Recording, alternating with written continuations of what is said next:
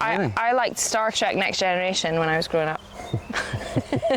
There are Star Wars people and there are Star Trek people. I'm a Trekkie. You're a Trekkie. Yeah. I'm a Trekkie. Yeah. I was neither. I liked Captain Scarlet in Thunderbirds when I was a kid growing up. But I grew up in the 60s, so I've just been like... You're an old soul, aren't you? Very much so, very much so. Things are gonna get better, gonna get better.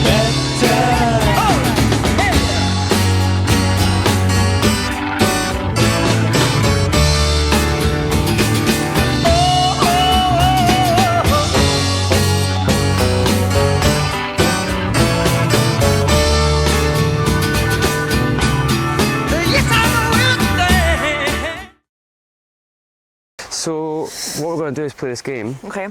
It's a game that you've got in Finland that's called Mölkky.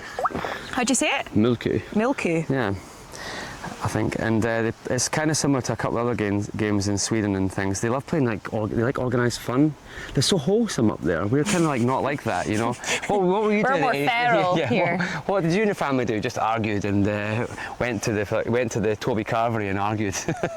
But they play games and things in gardens and stuff. They love organised fun as well, though. I think it's a wee bit weird. We played pick a stick. What's that?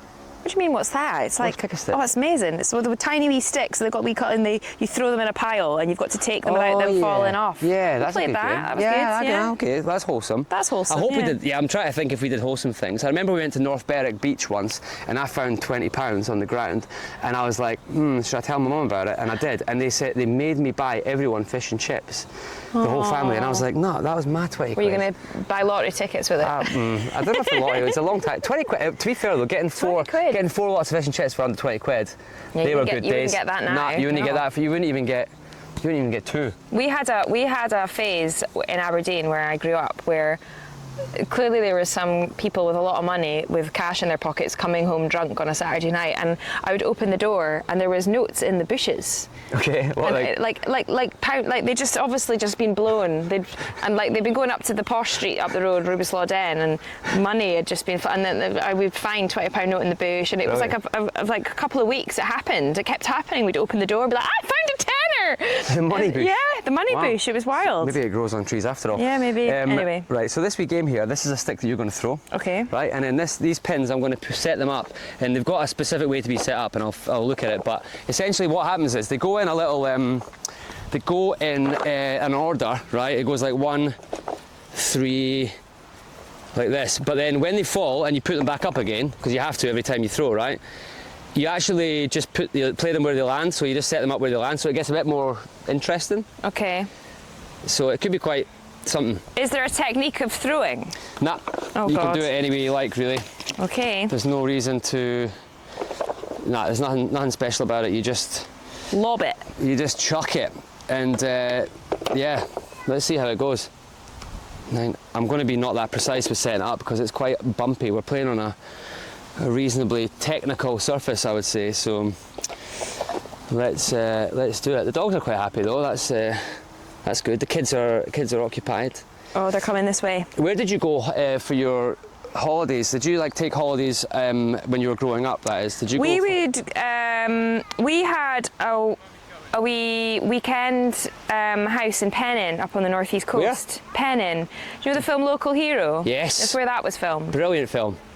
So from the ages of 8 to 12, we would just go up there at the weekends, and I'd just run off. You just do what you wanted at all times with no shoes on, climbing rocks and being kind of wild child. Right. No TV. Okay. Very, very wholesome. Yeah, they were good. Wholesome actually. Again. Yeah, it was the 90s. Yes. It was the 90s. We were wholesome in the 90s, yeah. Right? We didn't have phones. Sorry, guys. You're just play through. Keep going. You can go around that way. So we went to Ayrshire. We went to Troon. And a lot of tent holidays and caravan holidays and stuff like that. Yeah, we didn't do the West Coast. We did a lot of. We went to Knocker in Fife. Yeah, yeah. Looks like Kilconquer, but it's pronounced Knocker. And that's where I fell in love with the best fish and chips on the planet in Anstruther. Anstruther, that's the main. That's the one that always wins. But there is one in Aberdeen though, in Manofield. That's a very, very good one. It's called Yes, Manofield. My dad lived there. Oh, interesting. And it's one of the top bars, fish bars. Yeah. It won because they still have the sign up that says Best Fish Chips UK 2003. I'm like, if you didn't win it in the last year or two, you've got to pull that down. That's like the Ashvale in Aberdeen was the famous one in Aberdeen. That's the one, I is it had though? my kids' party. No, oh. That's the one. Oh, Ashvale. Yeah. Yeah, but Ashvale's not Anstruther. It used to be back in the 90s. That's where my birthday parties were. I'd always Really? have, like, all the kids from the age of, like, 4 would have their parties, and you'd have a weird magician come. Is there any other kind? Guy with long hair. I think his son does it now, apparently. It's like in the family. If you're a magician, right, like what are you going, and I know somebody who's a magician, and for him to take other work, and this is something about the creative arts that we'll absolutely talk about because this is where your business is, right? Yes. It's quite difficult because are you likely to be taken seriously if you want to get a job as a magician and you say, I need another job on the side? What are you going to do as a magician? And what are you going to do when you can't do it anymore? You've sawn too many ladies in half or something, you know? What, like, it's a difficult... I don't know. I think you could be a secret magician because I don't know about you, but I don't tend to know many magicians or go to magician shows. Do you not? Why do you not like magicians? I mean, I don't not like them. I'm just Well, you not said interested. they were creepy, I think, didn't you? Well, no, that one was. Okay. Well, his hair was. He had really creepy hair, Well, but maybe it was just describe it. It was like mullety and long and very Okay. straight. No, it went right down to his. Oh. Right, no, Yeah, really men, long. Oh, and especially those men that keep the balding, but they keep the long ponytail at the back as well. Oh, that's pretty, very creepy. Yeah, Very, very creepy. very creepy indeed.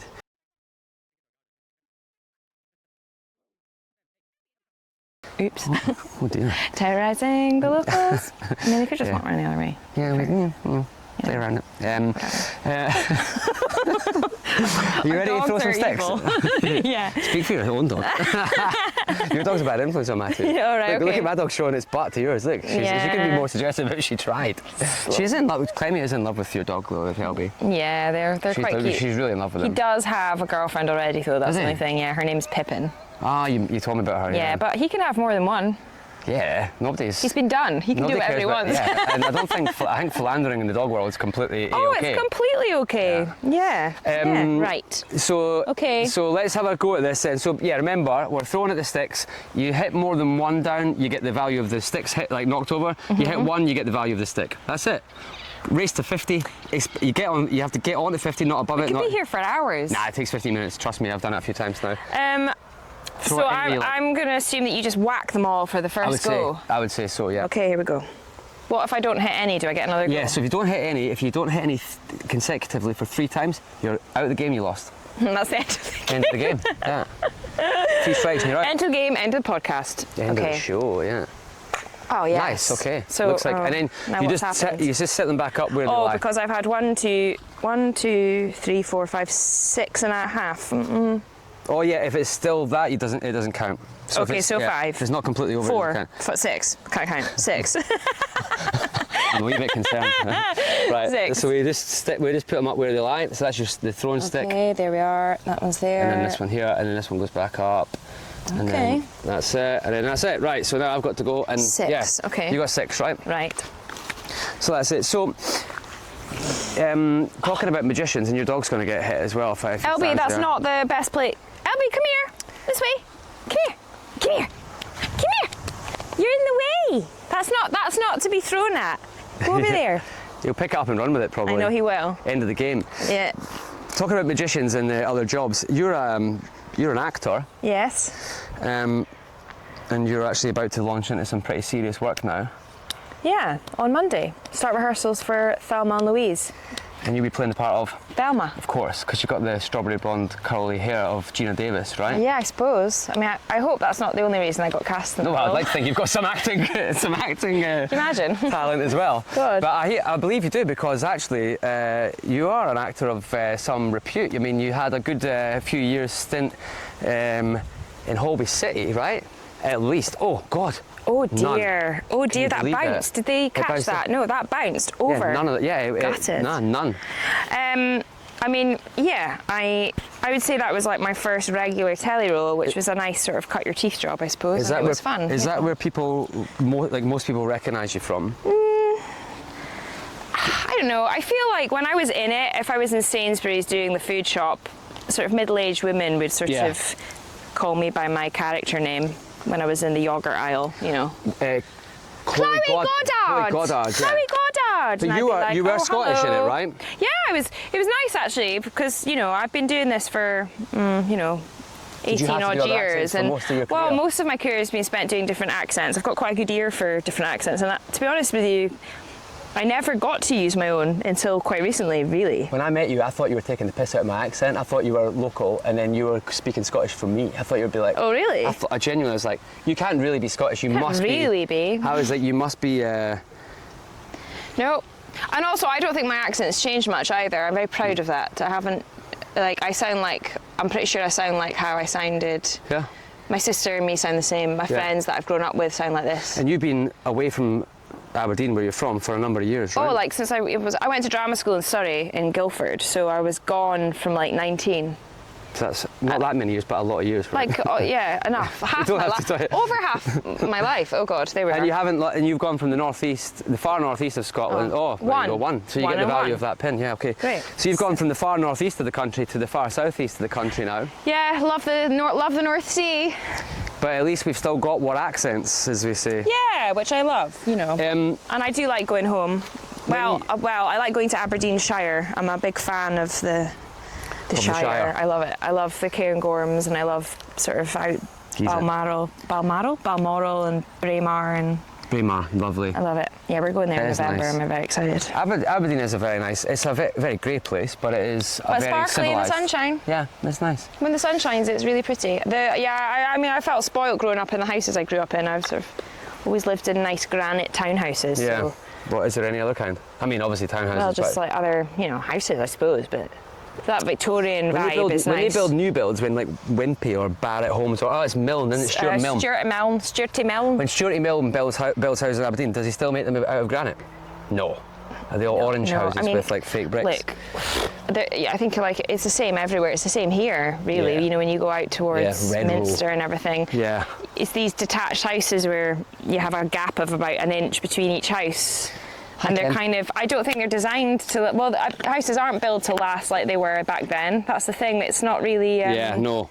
Is anything sustainable built to last anymore? So I got a massive love for, I always said when I was going to buy my first place, if I couldn't afford a house, I'd rather have an old, like a flat that was a Victorian or a Georgian. Yeah, big high ceilings and bay windows. Than a massive new build. I'd rather live in a flat because I just love them. I love the high ceilings, I love the sash windows. Yeah. Where about in particular are you talking? You're picturing this flat, but where is it? Because I'm thinking the West End of Glasgow. You know, the big bay windows and the high ceiling. Tenement flats. Yeah. I still go on.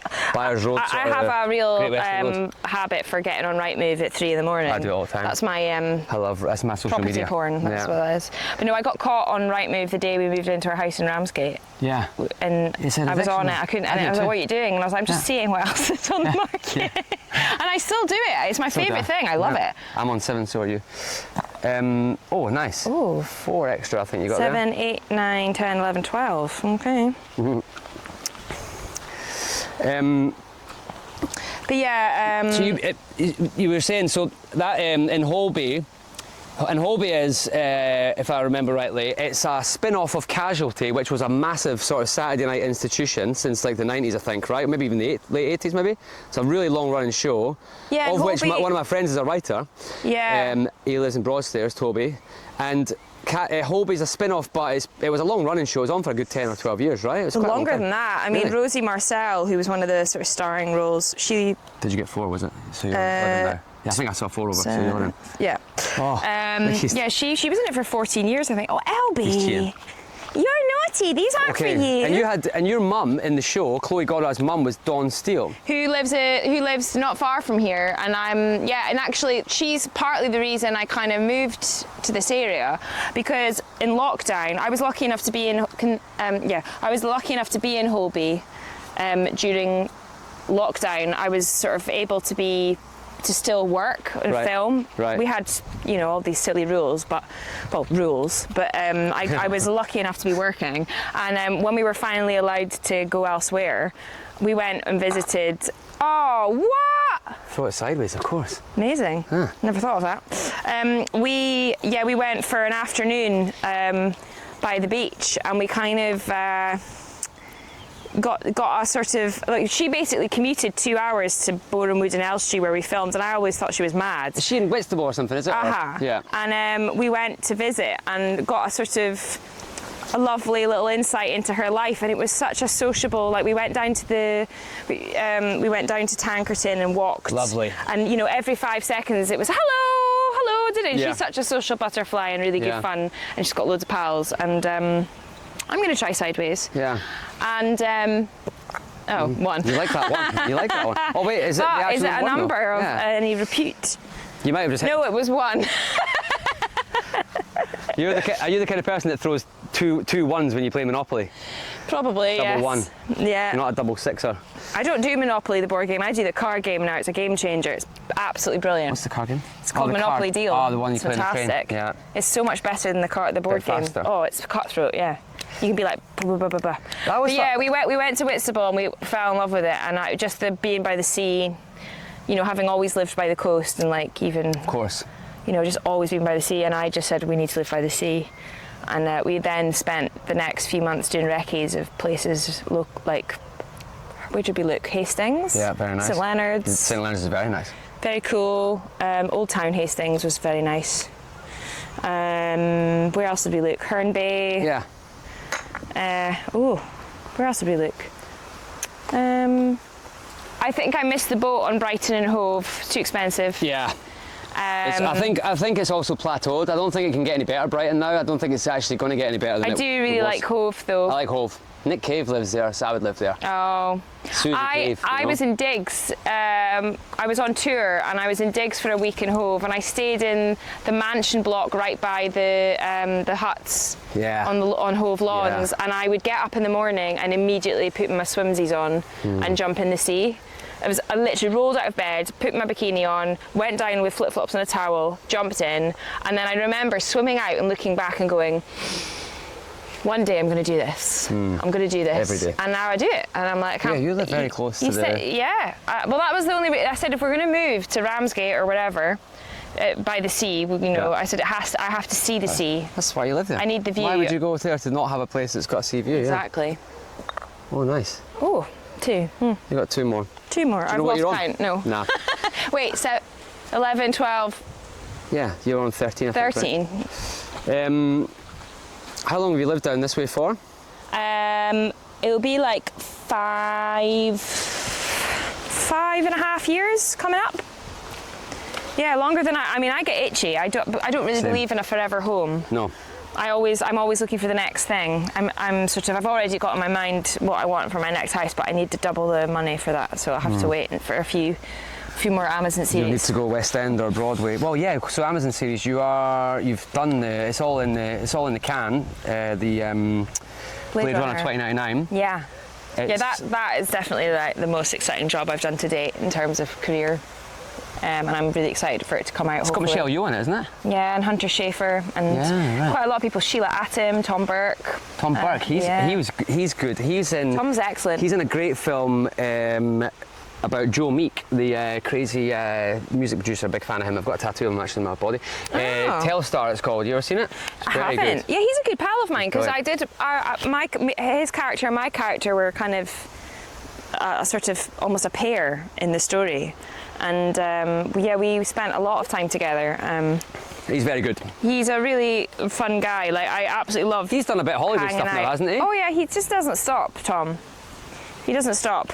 I feel like he's now getting too famous to be on trains now, which is sad because we have like he lives in Kent as well. Does he? But he lives like further in, and quite often we'd bump into each other on the train. But when we were on set together, we started playing a game where we would scare the living crap out of each other, and I would do things like knock on his door and then like hide behind the door of the hotel and try and scare him, and then he would know I was going to do that, so he would already be down in the foyer waiting. Like we played mind games with each other the entire time, and then I would do things like hide under the stairs of the makeup truck and wait to grab his ankles.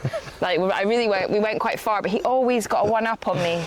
And he did it to me on the train in Kent. We finished the job and he pretended that he was, no points. You were trying to be careful, I think, because the dogs. I feel like I'm holding back a bit here. Because I feel like you'd be a bit more destructive if you were, you know. free and... you know. Yes, yeah, probably more aggressive. Is your character in Blade Runner 2099, because it's a sci-fi, of course, Yeah. is it a bit action-y? Yeah, I actually got to do, for the first time in my whole career, I finally got to do sort of stunts. And actually, when I was at drama school, one of my favourite things, and I went full-on extracurricular with it, I would do all the advanced stage combat courses in the summer. I'd go and spend all my student loan on extra courses because I loved it. I used to do kickboxing when I was little, and not that it was anything... Oh, LB! He's trying to help you. You naughty. It's a game. You're not supposed to play with these, silly. But I did all sorts. I did like double rapier and dagger, staff, unarmed. I loved it. And then of course I did it all. I never got to use it. Just didn't. Oh, Then you moved to Kent, so you had to use it on the train one night coming home from rehearsals. I got to do a lot of my stunts, which was fun. I'd be like, I'll do it. But Michelle Yeoh was like, Amy, don't be a hero. I was like, you would know. Like, she's obviously done. Yeah. I mean, I was mad because I actually had so many of her films when I still bought, DVDs. I really need to get back into DVDs. Have you got a player? I wish I had a No, DVD. I don't. I need to, the PS5, I guess, but that's not really a Do you proper. play that, or is that your Yeah, husband? I'm a bit of a gamer. Really? I like shoot 'em ups, yeah. Okay. Which is fun because I do a lot of video game voiceovers as well. Yeah, you do. So not actually any that I would play myself, but I do love, like I do love things like Doom and like first-person shooter kind of games, first-person shooters, and like the more recent Tomb Raider as well. And They're still making those? They haven't for a while. Last of Us was incredible. That was a game sensational. before it was a show, Yeah. right? I don't know about that show. Do you not think that it really tailed off? Episode 3 with Nick Offerman, the guy who was out there living with his husband, the two men, the gay love story. Oh, I was loved that an incredible bit of episode. television, but I feel like they ran out of budget because there were virtually no zombies or whatever they were. There were none. The back half of the show, there were none. I don't know. Did they run out of money or something? I don't know. I mean, I watched it so long ago, but like I was fully invested in it, and I don't know whether it was because I just absolutely loved the game so much. But Yeah. I mean, that game blew my mind. Like, but I have a problem with gaming.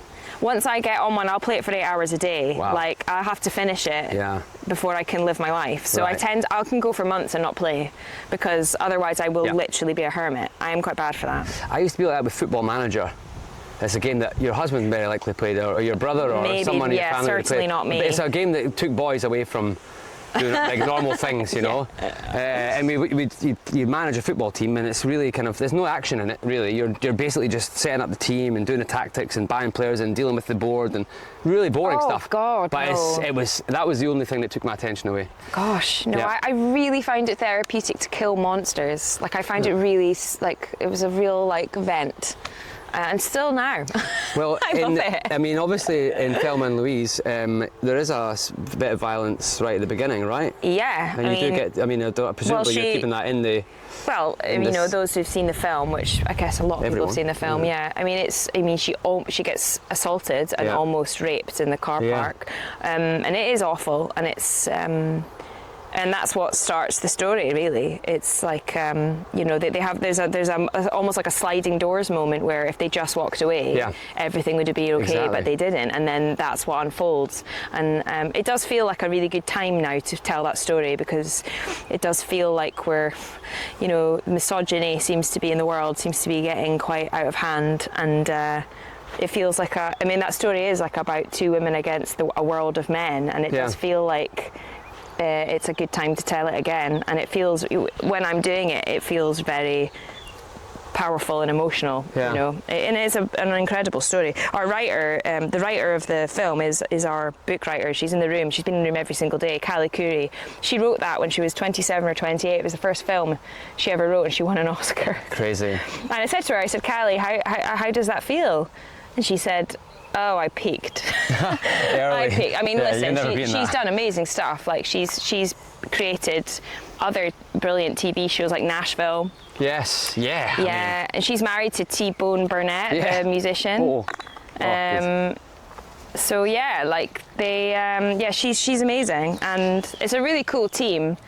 And I've been working with them for 3 years now. We've been workshopping this show. And yeah, I was going to say, this is what I believe you call this in the business, like this is an originator role for you because you're the first person to do it. This is a premiere, right? Yeah, it's never been done anywhere else. And actually, like I've spent half of my career going, I'm not playing that unless I'm originating it, bar, Sally Bowles and Cabaret was an exception because it was, after Jessie Buckley and Eddie Redmayne, it was always going to be... You'll follow that, that's fine. Yeah, but it was always going to be short sort of stints, and I never thought in a million years they'd ask me because I hadn't done a big telly job and I was a bit of an anomaly at the time that I got that. It was really... I knew the producer and he saw me in a workshop. Oh, one again. You got 5 though. 5 though, Yeah. yes. That was skillful, you tried. 13, 12. What was my score? You need to get up to 50. You were only on... you knocked another 4 over last time around, so you'd been 17, so you're 17. on 22 now. Okay, I'm halfway almost. I'm on 29, so... Okay. Do you want me to do that? Oh, yes, please. You stay. This is you getting it. This is getting to your head already, that 20-year career in acting. Could you do that? Yeah. You've now got the runner already running around for you. Yeah. What's on your rider if you ask for something on the... You'll have a rider. It would be like, can my dog come? Yeah. Can I bring my dog? Which is usually a no, to be honest. What would you have on it if you could choose? If you said, I've got to have in the green room or after the thing. You go on Graham Norton or whatever it's going to be after the show. What are you asking for in the green room? Like a wee beverage of some kind or something. Like that, yeah. What would you have? Oh, Arbroath Smokies and a jeez, no. a can of brew. Oh, actually, I brought you this. I brought you a can of brew. It's probably boiling, but there you go. I thought you might fancy a little can of brew. Oh, it's got ants on it. Yeah, nice. What's Iron Brew Extra? Well, it's for the sugar-free. I thought you might not want the sugar, but maybe you do want the sugar. Well, are you going to turn it down now? It's on camera now. No, I'll have it. I'll try it. Should we do it again? Go. Okay.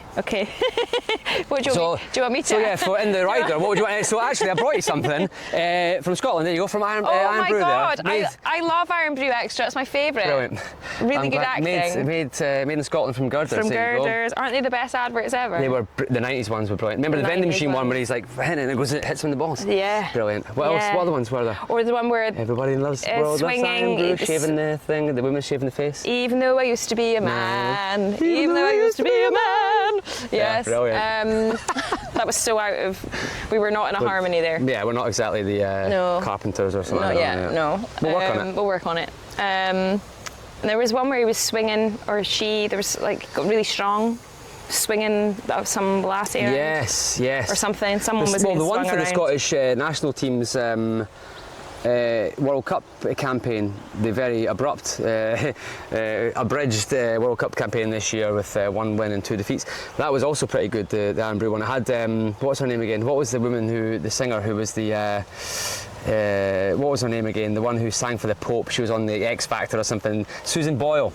They had Susan Boyle on it. Have you seen it? No. Oh, we'll need to play that one on this thing if we're allowed to play it. I'm going to put this in the shade because I've still got this. No, there's a wasp in my beer. Oh well, maybe it's time to have the Iron Brew now. Can you use the same glass or? Yeah, I think so. Would you like me to wash it out? I don't want to be like high maintenance. Get one of the runners to do it. One of the runners, one of the dogs. The 3 runners. In the Thelma Louise, it's why it's interesting to me is Nico Case. The music. Oh, do you know Nico's music? I love her music. She's in the room with us every day. She's a genius. Kidding. Yeah. I'm a massive fan. Are you? I'm a huge fan. I'm sure you can meet her when you come to the... I was going to, so I was going to say, well, she's not going to be there for the whole run, but she's got a tour in October in the States, I think. I saw that. But she'll be there in the first week or so, right? Yeah. She'll be there for press and stuff like that. I'll come. She's amazing. And actually, I have to say, I've never... do you want this glass? You can drink it out of the can. Oh yeah, I'll drink it. That makes more sense. Yeah. I have never... I mean, I remember when I first did the workshop learning the music, her phrasing's very unusual. Yeah. Musically, it was a bit of a... Well, how different is it to her normal music? Because the film is obviously a southern film, right? She's a bit of Americana. She's pure Americana, and she's got this incredible skill of taking on the world of where that film is and like putting it in her music. Yeah. It's astounding, and it's not. There are sort of bangers in it in terms of like catchy sort of like choruses and stuff, but there's also a lot of sung through, and it's a bit like, I don't know if you ever saw that Bob Dylan musical. Yeah, I know the one. I didn't see it. was it called? Girl from the North Country. And I remember seeing that, and that was one of those ones that you don't come out humming and singing the tunes. It's not about that. You sort of let it wash over you. And like, I think she's so brilliant. Was that one at the Old Vic? Yeah. And I saw the original cast of that. It was really sensational. But I think she's a genius, and I love singing her stuff. I mean, that's what's kept me going back. Like, it's not musical theatre, it's folk and Americana, and it's stunning. It's a real joy to sing, you know. She's got a great record from 2006 called Fox Confessor Brings the Flood. You heard that one? No. It's a great record. I'll have a listen. Definitely. If I'm allowed to, if I'm allowed the rights, then I'll play it at the end of this episode. But I'll ask her if she can. Yeah, but just ask her. Why, Nico, can I borrow your song, pal? Can we just play it at the end of our podcast? There's only 150 listeners, pal. Nobody's going to care about It's it. fine, Don't you it's worry fine. about it, hen. Oh, she's also a really nice. curly redhead as well. You're not quite a redhead, but she's a stunning looking lassie. You know, I think she's got a lot of. Her hair changes colour quite frequently. She's quite like I think I've seen it many colours actually in this sort of. I saw her in Glasgow in 2007 or 8 at the Oran Moor, which is a great venue for her. Oh dear. Oh, the Oran Moor, It's a great venue, isn't it?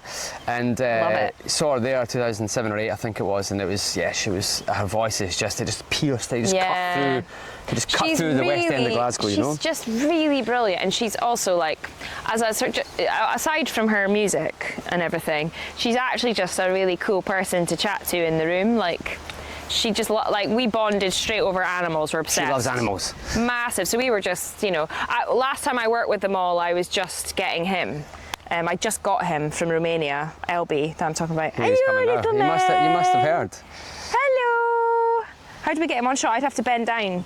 Yeah, if you bend down, that'll follow you. And then here he is. Here he is. But he's been with us for over a year now. But yeah, she was very excited about me. Yeah, he is very good. So you brought him in and Nico met the dog, or? No, I just showed pictures. He's not been in the room yet. Do you think you'll get to?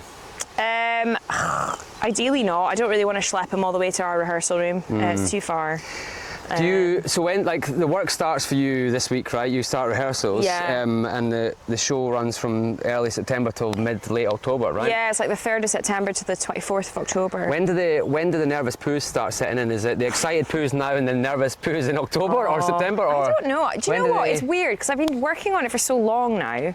I kind of feel like we're just carrying on and like what we left. I mean, the nervous poos were last year. We did a 6-week workshop culminating in 3 performances just for industry and friends that we did at the Young Vic. That was terrifying. Yeah. But you're in such a zone, you just have to get on with it. But that was scary because, you know, it was pretty pressurising. Well, how did you get the gig? I got asked if I wanted to do the workshop. The casting director, who is Stuart Burt, brilliant, one of our best casting directors, he's cast me in many things over the years, just said, do you want to do it? And generally I don't have to audition for a workshop, because if you're not right for it, you tend to not do the next one, or, you know, it's a non-binding thing. It's just, and I love doing them because they're really creative. They're like kind of more creative often than the job itself, because you are in the room getting to play, and, you know, and if you're not right for it, you're not right, or if you don't like it, you just don't do it again. But I very much loved it, and I loved working with the people in the room. And so I'm one of the only ones that has sort of stayed and survived without being kind of cut. But I always felt like this is definitely my role, like it felt right for me. Well, there's a Ridley Scott angle, isn't it? Because Ridley Scott directed Blade Runner and is the executive producer on the show still now. Oh, and Ridley Scott also directed Thelma Louise, no? Oh my gosh, I never thought of that. Oh.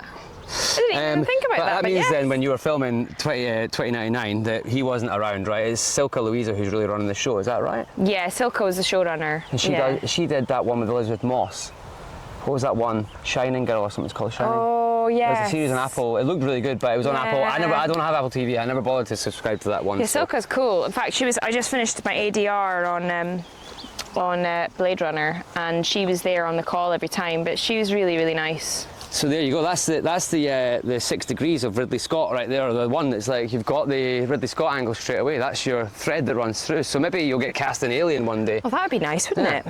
Love Alien. Did you watch the recent series? No. I loved it. No. I loved it. I think it was really Alien. What was it called? Alien Earth. Yeah, something like that. Oh, I loved it. Some people didn't. I loved it. I thought it was really a fun sort of spin. You like sci-fi? I do like and sci-fi. like gamey things. It's like zombie things. You like zombie films? Take or leave. Really? I liked Star Trek Next Generation when I was growing up.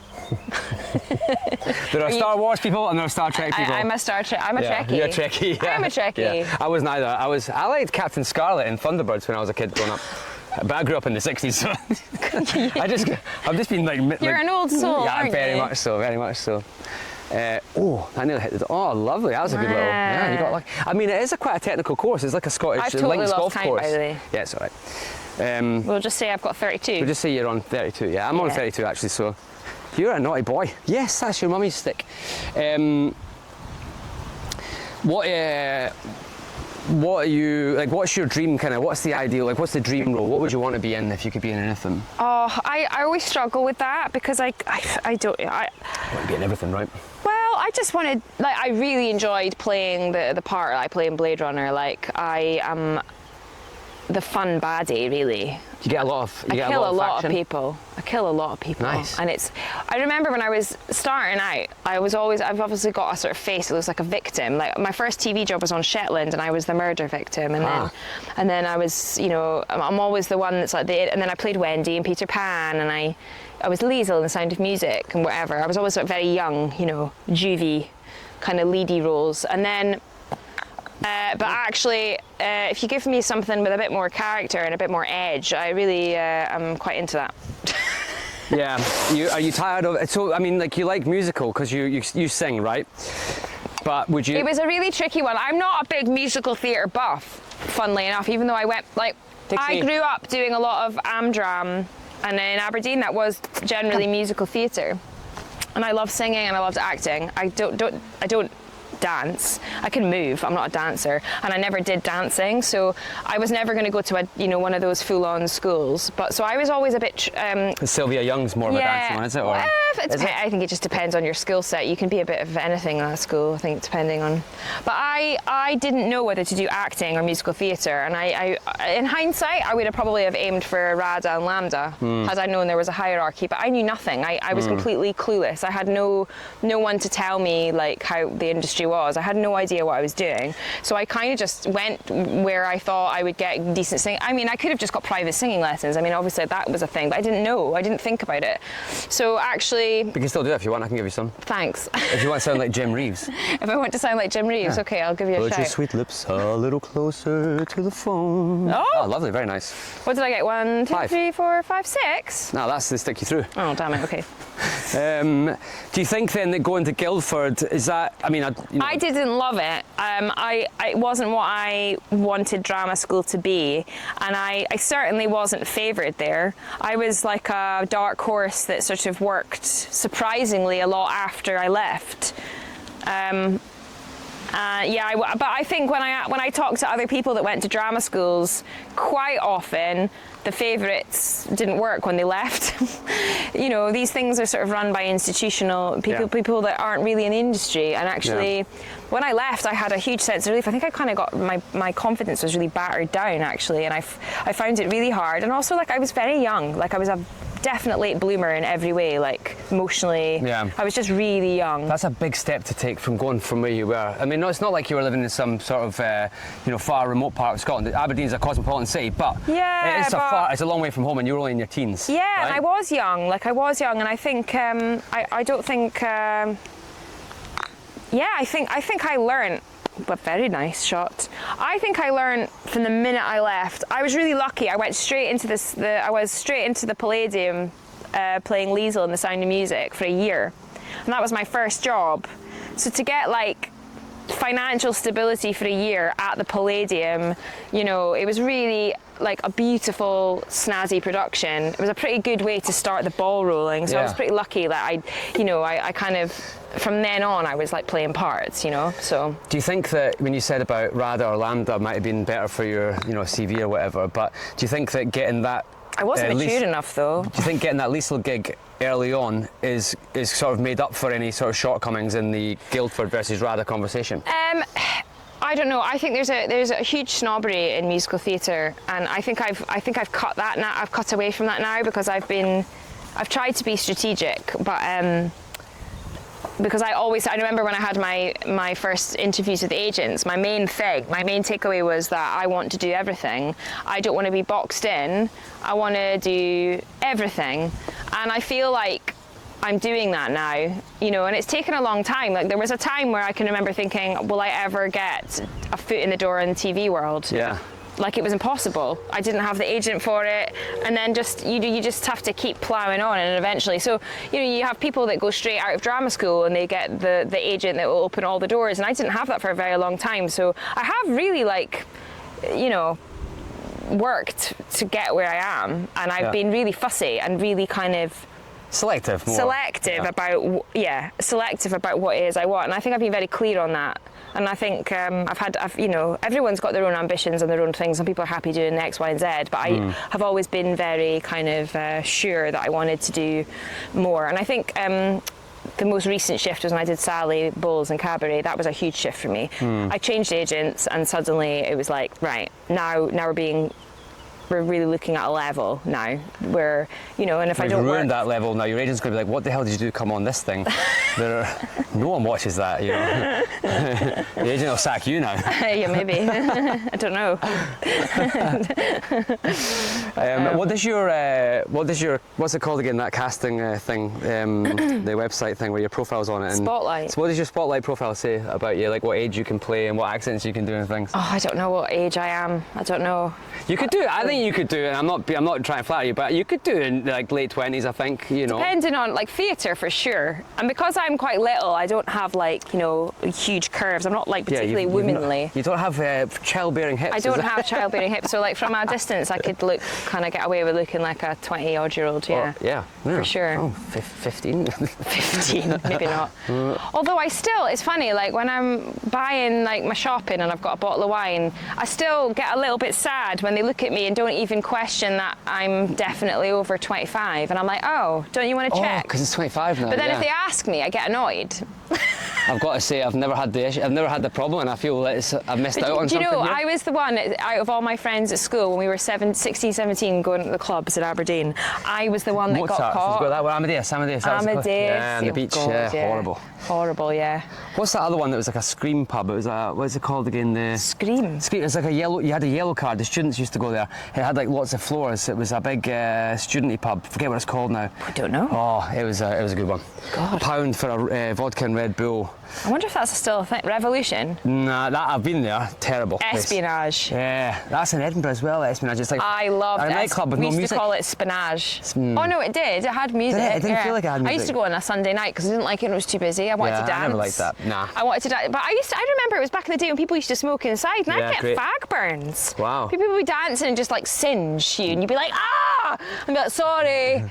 And you'd be like, well, you know, and then also you'd have to wash your hair the next day because you'd be washing your hair with herbal essences, and then it would smell of fags, and you'd have to wash it again. The herbal essence was a very strong one, wasn't it? It was. I mean, I hate to think what toxic chemicals were in that, but it did smell nice. What was the one, the mint source? What's that one? The one that Original Source. Is that the one that they say if you wash your bits with it, it gets very? I would imagine it would sting. Yeah, apparently they say that. I've never give done it. yourself some sort of infection. It would be like putting a bit of garlic somewhere that you shouldn't, or something. Yes,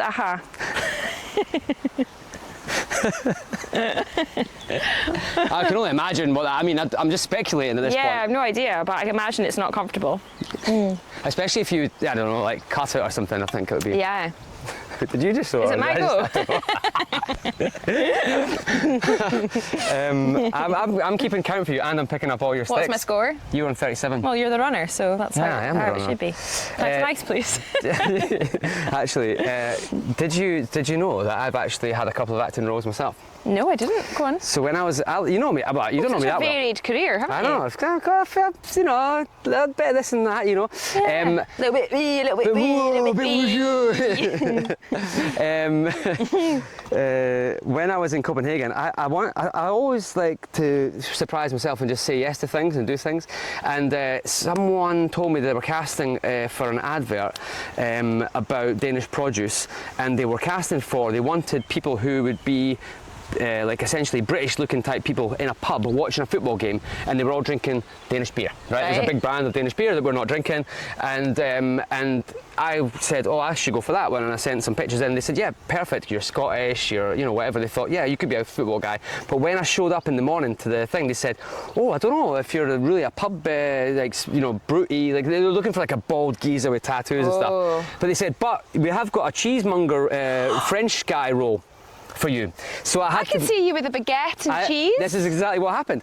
And a beret. So then they said, don't worry, you don't even need to go into costume. You've got exactly the right kit on for this one. Oh my Get gosh. straight in, and it was at 6 in the morning. It was like November or October. It was bloody cold, but it wasn't supposed to be in the winter time, so I was freezing, standing in a cheesemonger, which is already very cold, and they're shooting it through the main window. They're taking the window out, but it's through the window of the cheesemonger. And the whole idea was that even Danish cheeses are making it into the world, so it's supposed to be in France, right? And I'm supposed to be a French guy who's incredulous at the fact that, what the hell, all the cheeses have Danish flags in them. Do you mean to say I'm in a French cheesemonger and all I'm eating is Danish cheese? Mon Dieu, c'est fait scandale. That was my line. Is it still on YouTube? I don't know where it is. Oh, I'm gonna look for it. Yeah. Do you know, it just reminded me, I did a voiceover for Matheson's smoked pork sausages, and it got banned because it was too sexy. I think because you said too long. No, it was meant to be a really innuendo, but they said it was far too rude, so it never got aired. Oh, brilliant. They'll be talking about that one day on a Channel 5 show, right? Smoked pork sausages. Did you do it with that accent as well? Oh, full on. I did like a sort of sexy Scottish like sort Michelle of Gomez. Yeah. She's a bit sexy. I love Green Wing, Michelle Gomez and Green Wing. Oh, I love her. She's brilliant, isn't she? She's incredible. She was supposed to play, I went to see at the Old Vic recently, One Flew Over the Cuckoo's Nest, one of my favourite films. She could play Nurse Ratched, She was Nurse Ratched, but she, for some reason, she pulled out in someone, an incredible Olivia, forgotten her name, damn it. Anyway, incredible. But I would have loved to have seen Michelle play that. I think she was my favourite character in Green Wing. She was great. She's got the what they used to call rubber face. She can do lots of faces, you know. She's just got the most incredible bone structure. She's like a sort of. She reminds me of like a really attractive little Mai from the Moomins. Yeah. Not Moomins. No, is it? Yeah, the Moomins. You know, little Mai with the you know, she's like really jaggy face. No, it's not Moomins, is it? Is that the little one that's not a Moomin? The girl. Yeah, the one that isn't a Moomin. She's like dark. Little I mean, her name's Gomez, so she's not really. She's Spanish, right? So that's why she's got such great dark features and stuff. Yeah, she's got an incredible face. She's fantastic. Yeah, she's amazing. She was great in the Acid House, the Irvin Welsh, you know, the three-part, the mini sort of. It was like three I've films. not seen that. Oh, it's brilliant. Brilliant. Yeah, I think she's a really. They're doing a podcast of the Green Wing, but she's not in the photos, so I'm a bit like, where's Michelle? She's in the States now, isn't she? Oh, is she? She's in the US now. Yeah, she made it. She was in a great series called The Book Group. Remember that one? No. Oh, that's a cracking thing. Maybe early 2000s, I think it was. She's so funny. It's brilliant. Book Group. Watch it. Channel 4. It was a great series. Yeah, brilliant. Very funny. Couple of Scottish actors in it. Actually, it was all filmed in Glasgow. Actually. Yeah. Really good. 2 then, so I'm on 41 now. What am I on? 39. Okay. Same. Our ages basically, isn't it? Yeah, pretty much. Yeah. Pretty much. Plus or minus a couple of years, right? Plus or minus, depending on what mood I'm in, you know. Then they're getting a bit further apart now. They're a bit spread out now, these things. So hang on, what did you say my score is? 39. 39? So you need 11. So you maybe just hit that one there and you'll win it. Okay. We stopped playing tag. Oh my God, you nearly did it as well. I would just edit that so that I won. I just use AI to figure it out. Don't use AI. I don't use AI. I'm really scared about AI. What did I say? I'm on 41, so I need 9. Hi. Where's 9? Oh yeah, 9's quite easy for me, potentially. Oh, you getting hot doggy? She likes to be in the sun and then she just runs away and she lies down. I have to go to the toilet in a minute. You sweet, let's see your belly. I have to go behind a bush. Right, I need 9 and I can see it, but if I hit it, I think I'm going to hit the 3 or the 12. Right, but let's try it anyway. Boo. I missed them all.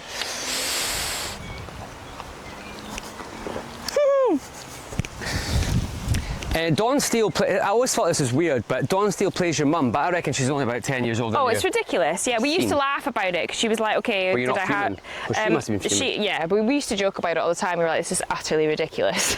It's just Because you didn't even, I mean, but you were especially young looking in it though. I mean, you are young, like looking, so. Yeah, I think it was just about I believable. think it was sort of like that she'd had me very young, but even still. That's a very Scottish tale. I mean, I don't know.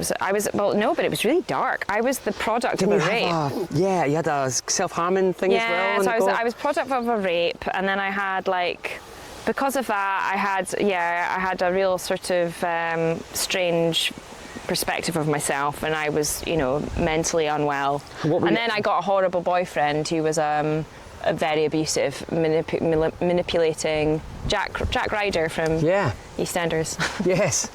Yeah, well, who was he in EastEnders again? The Fowler guy, wasn't it? Or no? Oh, guys! Oh, no! Stop. Sorry, it's because they think this is a private yard. They think we're at home now, it's our garden now, but it's not. Because we've just set up a little thing. Elby, come here. Come here, good boy. You stay. It's okay. They're walking past, it's fine. You're so welcome to disturb our peace, but it's fine. We're cool with this. There you go. I don't know your stick or whatever you've got. There you go. There you go. See? All good. Jack, who did he play then? I'm trying to think. Well, he was in EastEnders when it was like when you got mega famous being in a soap. So he would be he was like a superstar back. There's no such thing as that in a soap anymore. Not that there's that anymore. Yeah, do people still watch soaps now? He was like a pin-up. Girls had his poster on their walls. Yeah. Was he the guy that played? And you know what? He was everything. He was with Sonia in the show, and it was so improbable. So, I'm not saying anything about it, but do you know what I mean? Sonia Fowler. Was that her name, Fowler or whatever? I'm just doing this now. And she was playing the trumpet. Yeah. Oh, walk! Walk! Well, you going to throw at my dog or what? Oh my God! Clemmy.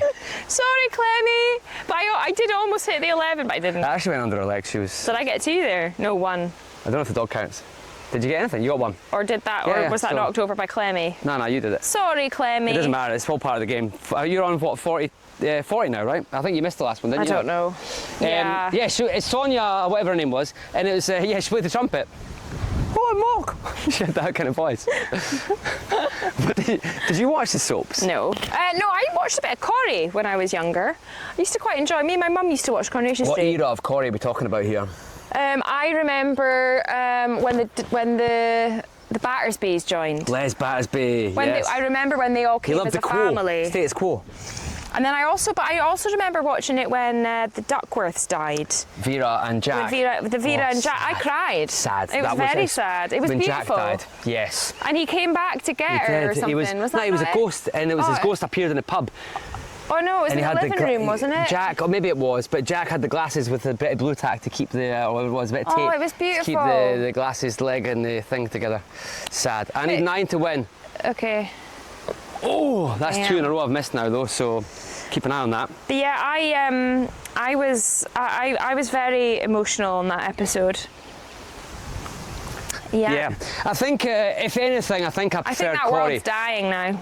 Yeah? There's not much left for the soaps. It's all streaming. What about Emmerdale?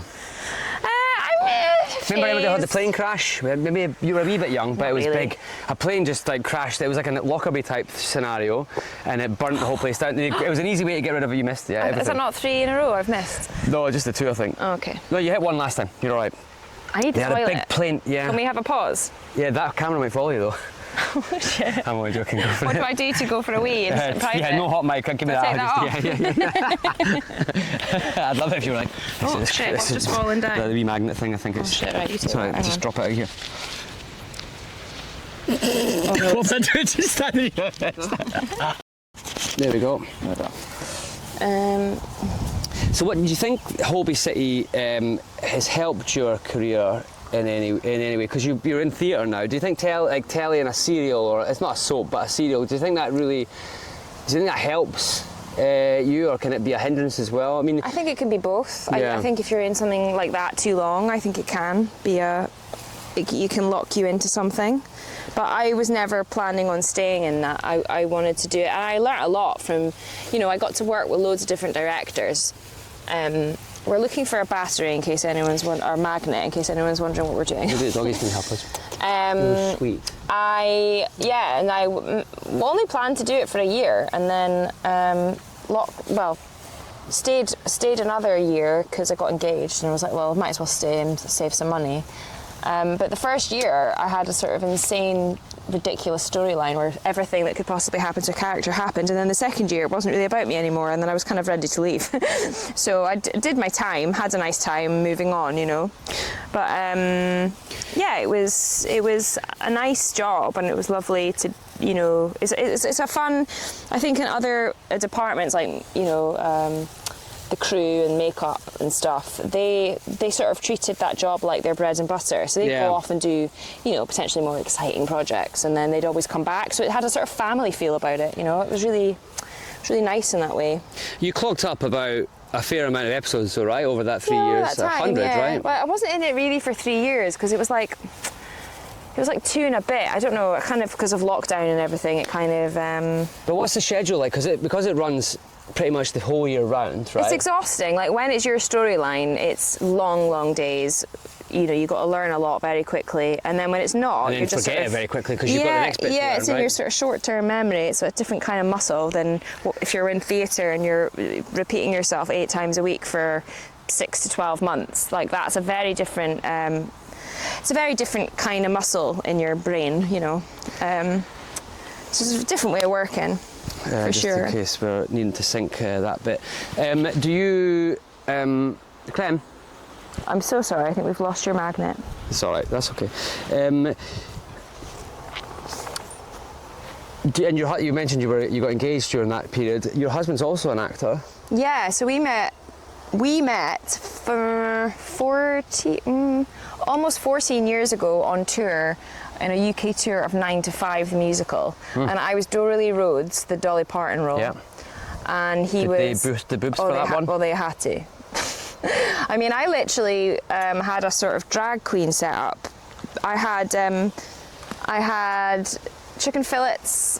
I had, as in, that's what they call them. They're not actual chicken. Yeah, no. I had, but even though I had because it they're all, cheaper than actual chicken fillets. I was, probably now. But because I was so pale, like when the lights were on me and I was facing front, you still couldn't see them, so they had to draw like what the drag queens do. You have to draw like almost with a eyeliner cleavage. It's quite funny. So I had to do the whole shading and everything. But yeah, I had an amazing wig and like crazy makeup, and it was a really sweet show, but it didn't really. It ended up in the West End years later, but with a different production company, and they changed it. But we were trying to make it something a bit more high-end, high art than I think what the demographic wanted. It kind of became like, you know, people were referring to it as the Dolly Parton show, which was a shame because it was all original music and it was a really fun story. And it's quite rare to find a musical with 3 leading ladies in it. Yeah. Kicking arse, actually. Yeah. Over a misogynistic, chauvinist boss. So it was really fun. And we did a lot of work on it, but it didn't work. It was supposed to, 8. You only need 3 now. 3, okay. Yeah, it was supposed to go into the West End, but it never did. So we just did the tour for almost, about 11 months we did that tour. But yeah, you met my husband, so that was nice. And we sort of, lived out of a suitcase for a year together, which was fun. And what's a household like of 2 actors who are busy? I mean, you're going to get very busy because he's in at the moment. He's in Oliver. And it's how long that's been running for? Well, he's been in it since February, so he'll be in it till February at least, unless he stays, if it carries on, which I think it will. It's a really great production. But we've done every version. We've done both out of work, both working, both getting the training together, opposite hours. I'm away filming somewhere. He's nowhere near. He's away in Germany doing something. I'm not there. I'm here. We've done sort of every possible setup. Yeah. You just kind of get on with it. And I think you have to be quite independent and quite, happy to just get on with stuff on your own. And we live quite separate ways, even though like we do our own shopping and stuff. Like we do our own food shopping and we do our own. He's very preppy and likes to cook, whereas I'm like, I don't feel like that. I feel like this. So we quite often don't even eat the same meals together. So actually, as much as that's a bit weird, when we're out apart, nothing feels jarring, because you're like, well, I do this anyway, so it's fine. So it's a dream then that you get a Mr. and Mrs. Smith. Oh, well, hang on. You only needed 8, and you've actually knocked more than 1 over. So you want 1, 2, 3, 4. You got 5 there. So you're only needing 3 now. 3. Yeah. you could just knock 3 over, or the number 3. Oh, I see. It's the dream that you could do like a Mr. and Mrs. Smith type scenario where you get to be in the same thing, and then you can learn your lines with each other, eat the same meals at the same time because you're rehearsing at the same time. That'd be great, no?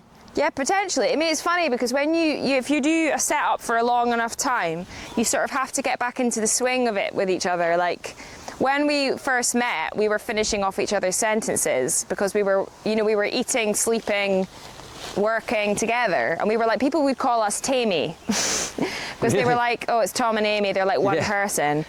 And then you sort of get into that, and then a few years down the line you do a different setup, and then you get back to sort of Tammy zone and you go, oh, and you have to sort of figure out what that is again. It's like a constant sort of shape shifting, but we're quite good at that, has to be said. So, you know, it's good. And like, I'm glad we live here, because I have to say, and this wasn't something we had any idea about. What we moved here, we didn't know anyone, but we've met so many friends, and I've got such a lovely social life here. Yeah. Whether he's here or not, I just have loads of pals, so I'm never bored and I'm never on my own. I can see that. Yeah, I mean, it's nice. I've never lived anywhere like that before. You know? I'll be honest with you, like how I met you on the same place I've met most people that I've met since I've lived here, you know, walking the dogs on the Esplanade, and there's so many. Did you make fun of me for pronouncing Esplanade? You pronounce it Esplanade. Do you say oven or oven? Oven. Oh, thank God. Who would say oven? I know, some people do.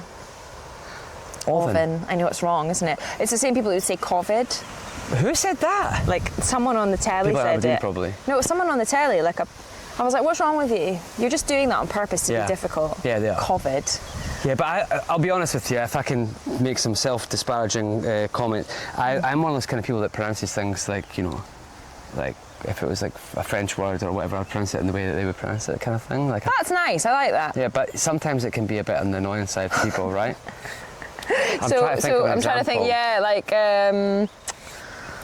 envelope. Would you say that in a French, because it's technically a French word? Actually, in that one, see, I'm not. I'm going. At that one, I say envelope. Yeah, envelope. Baguette. La piscine. I definitely say baguette. Baguette. Le baguette. Did you ever watch that? Did you ever watch Flight of the Conchords? Yes, loved it. That foo de fa fa, Yes. foo de fa fa fa fa. I love that one. Do you know my favourite song from that? It's actually Carol Brown from the That's season my 2. favourite song. Yeah, brilliant song. Carol Brown just took a bus out of town, but I'm hoping that you'll stick around. Do you know, there's a little phrase from that I still say. I always love coming home late at night, like, you know, whatever, after show, and I'll be like, I'll always go, would you like a little cereal? Yeah. And I always have It's my chorus, great, but I have to sing that. Yeah. That's me getting my cereal. Would you like a little cereal? Yeah. Get my cornflakes It's so out. good. Oh, yeah. I love him. That is brilliant. Yeah, Jermaine Clement. Yeah. Carol Brown is a really It's a banger. Yeah, Great that's song. that. It's a beautiful It's really funny you say that, because literally about 2 days ago I said to Tom, that's my favourite song. Yeah, I love because it's on its own. It's a great song. On its own, forget the it's series. so It's a great funny. song. The thing is, Shut up, girlfriends from the past. Yeah, I thought I told you to shut up. Who organised all of my ex-girlfriends into a choir and got them to sing? Excellent. Shut up. Oh my God. Shut up, girlfriends from the past. Oh, it's so good. I remember when I first heard that album, I was like commuting on the tube, and I'd just be laughing to myself with my headphones on, just having a proper giggle. Think of all the epileptic dogs. No, what's the one I like? People on the streets using guns and knives. The thing is that they Killing each other actually. with knives and forks.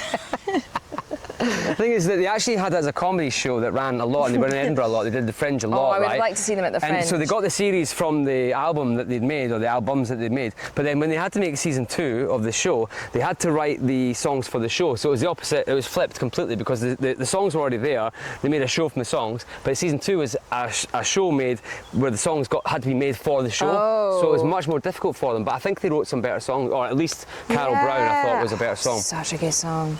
I just need 9 here. And One of my favourite lines from that one.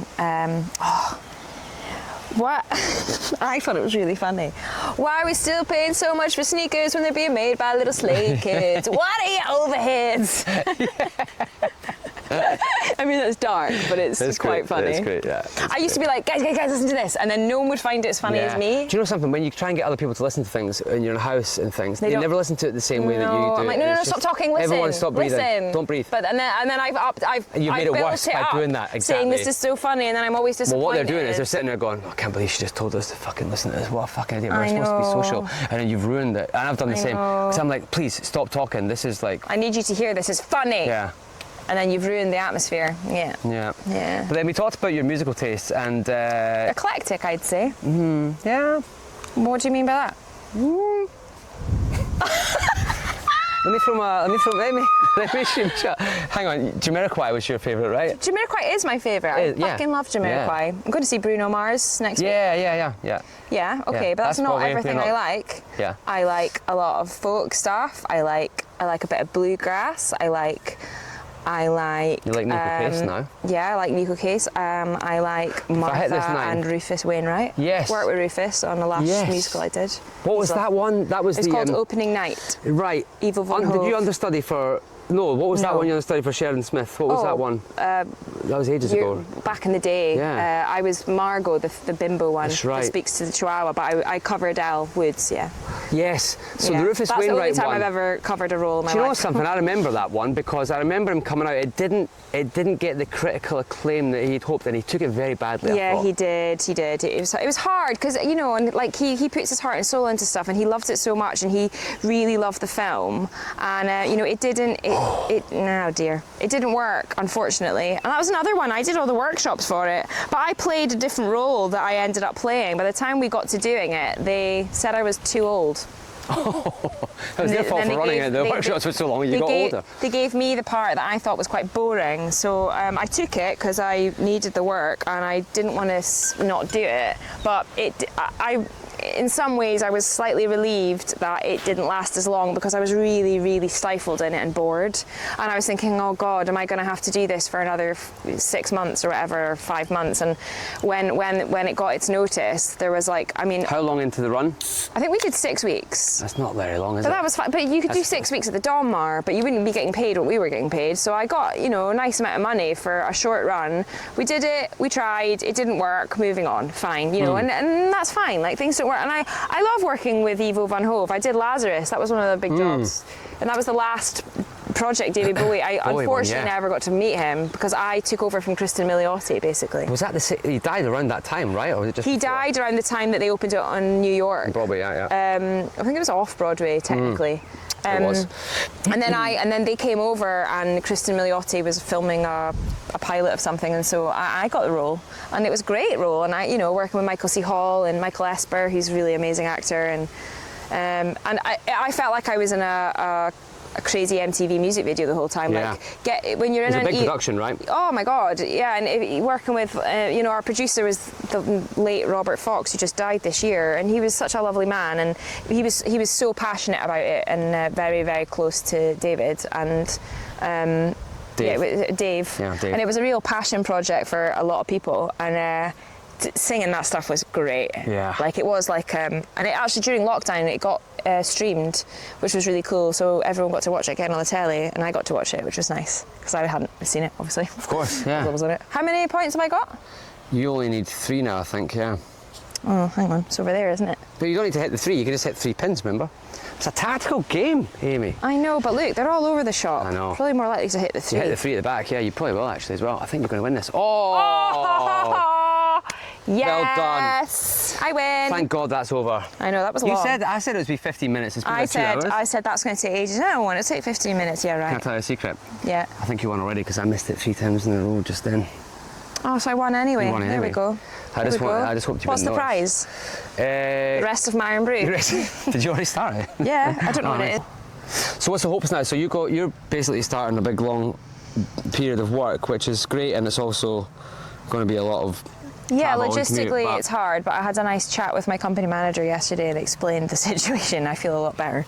I feel a lot better They nowadays. give you a little bit more And money I to feel help like the you. first week is all music calls and fittings and press, so I'm not going to be in. I feel like it'll be a nice gentle. And then once everyone's learned all their material, then I think in the second week we'll have one of those lovely sing through read throughs where everyone just sits around a table and does it all, and we all go, oh, that's the show.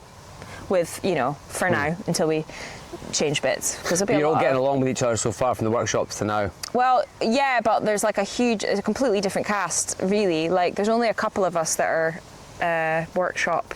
Ah, You know, because like some people are unavailable, some people Drop just out weren't and then- right for it, or things change, and yeah, it just depends. You know, roles change, people's availability changes. So, But yeah. the plan is that it's a rip-roaring success, and then obviously at the end of this year we think We talk about that, transfer. Like, yeah. hopefully it'll do well, and we'll get to do it in the West West End, and it'll have. and I'll have a chat with the cum dog, Alan Cumming. You know, he's a good friend of Oh, mine. hey, guys, no, come on, Maybe I will. Maybe I won't. say hello.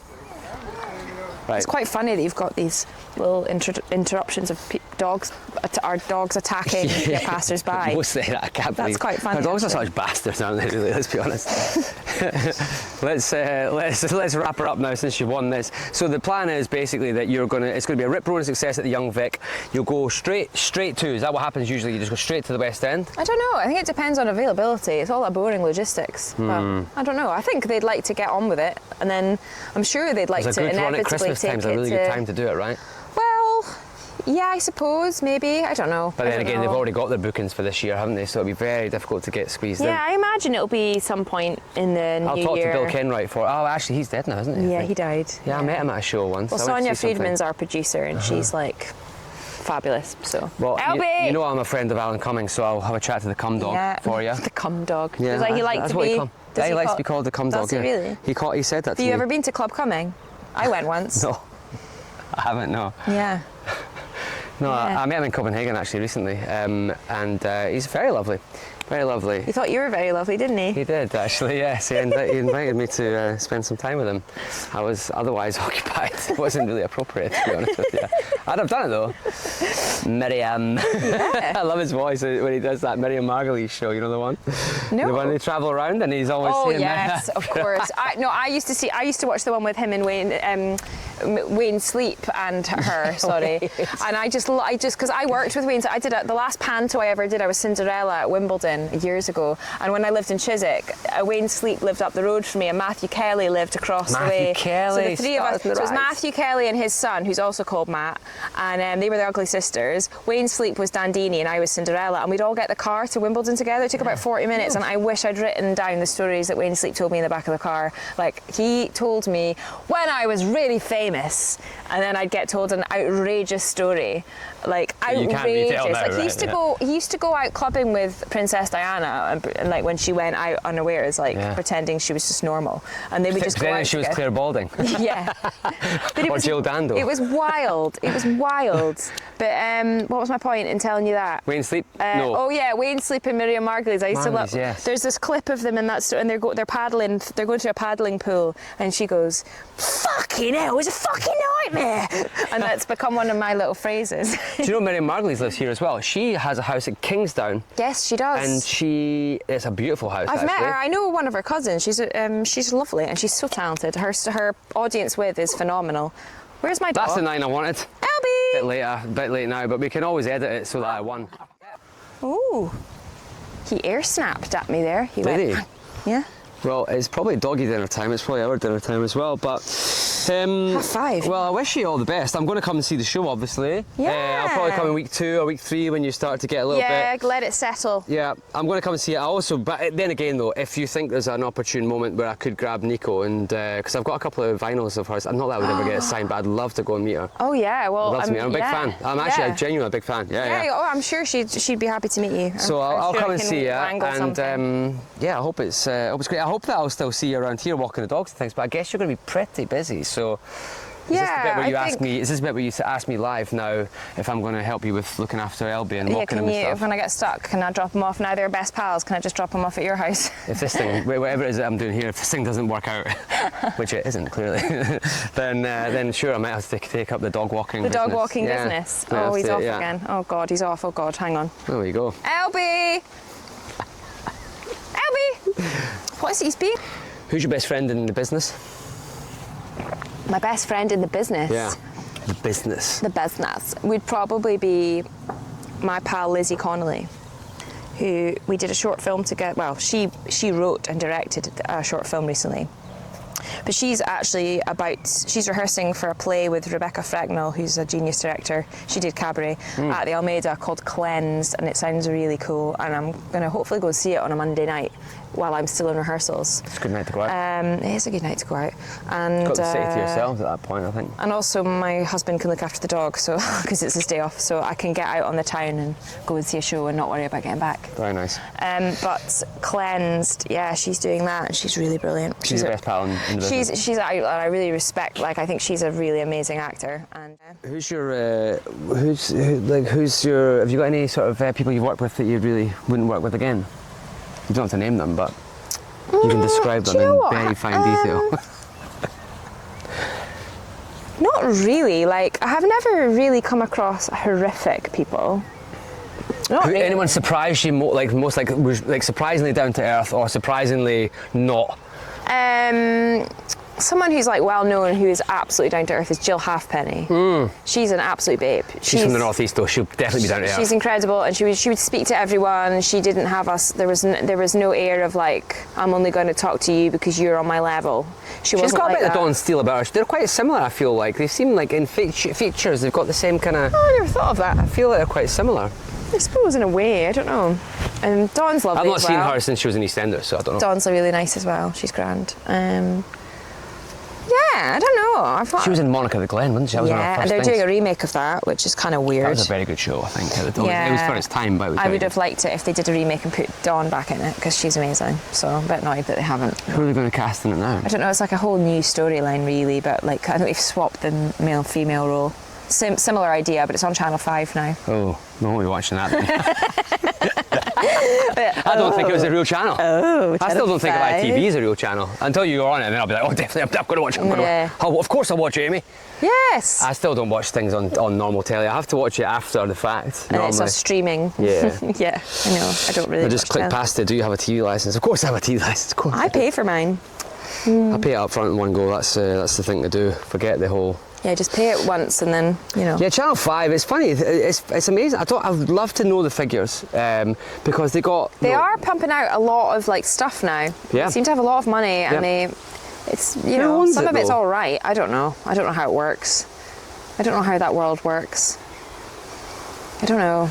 Are you done with telly? You don't want to do telly, do you? Do you want to be, like, is theatre West End or it's movies, right? Well, I've never done movies, really. Like, But what do you want to? That's the bit you've not done, right? I don't know. Like, look, I don't even know what movies is anymore. Like, I feel like everyone that did movies is doing telly. Yep. And then everyone that did telly is doing smaller telly. And then you other see people now, are they're doing taking all adverts now the. as well. They're doing adverts, and then they're taking all the lead roles in theatre jobs, in theatre shows. So I feel like I'm very lucky that I'm at least getting to still play a lead in a show in London when most of the time it's a name. And I'm sort of like, they've kept us, because I feel like when you're doing a musical, it's harder to stunt cast, because the what's the word? Oh my God, my brain. The sun has got me. We'll punch it in, don't worry.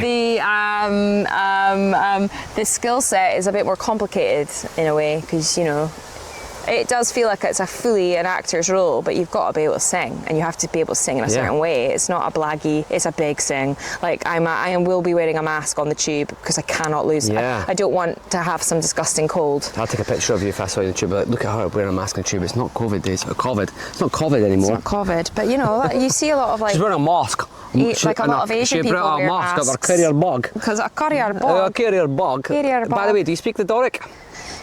I see his shirt, yeah. That's what the. You speak the Doric. This is an Aberdonian. Fit like quine, Ken, fit I'm saying. Aye, bad, Ken.